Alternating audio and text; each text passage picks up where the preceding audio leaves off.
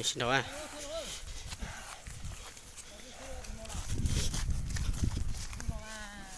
Nó à.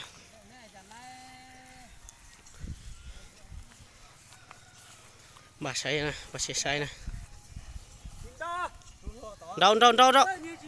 Đâu à. Mua lùa cho em mà. Chú à. Đâu sư.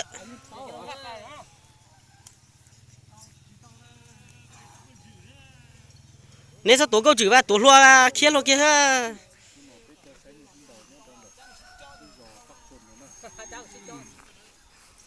Chú kìa.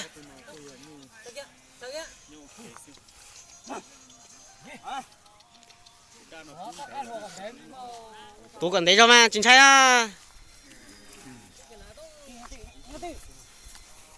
Ao, nè chỉ cho nó chỉ ta lô. Thơi tàu đó, chả nói đúng nói chứ.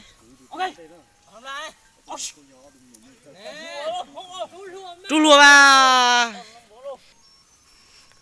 Mà nó kia kìa rồi. Tôi nhu này. Cả sức.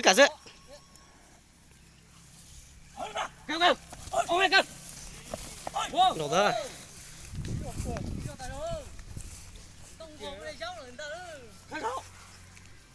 Đúng chưa? Ôi. Trời, sử dụng cầu cưng cổ đi. Trời rồi. Ôi. Thôi em đi ngay nha.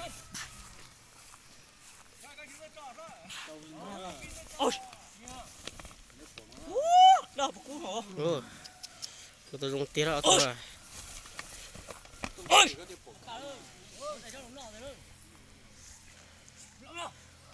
Thoát thì à. Bác can nha, của tôi chỉ xí à. Có chuyện đâu chỉ vô lì sao? Không đã. Vô lì sao? Đây.